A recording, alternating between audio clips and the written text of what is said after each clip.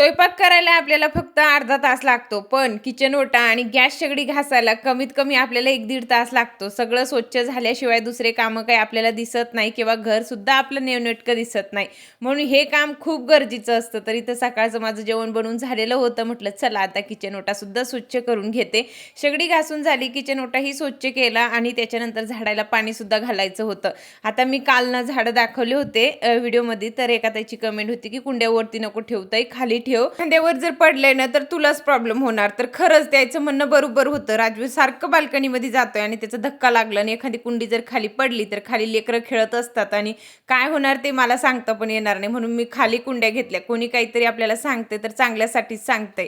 तर व्यवस्थित सगळ्या कुंड्या खाली ठेवल्या आणि मस्त झाडाला ना तर फुलं लागलेले होते. बरेपैकी माझे झाडं आता रिकवर झाले नाही. ते पहिले तितके खराब झाले होते जेव्हा मी रूम चेंज केला होता.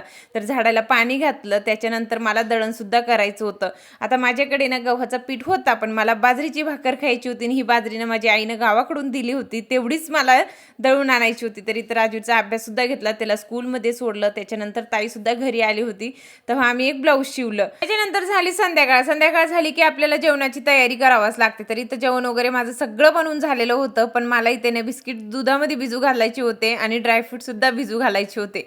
तर चला इथंच मी एंड करते. भेटूयात आपण उद्याच्या ब्लॉगमध्ये. बाय.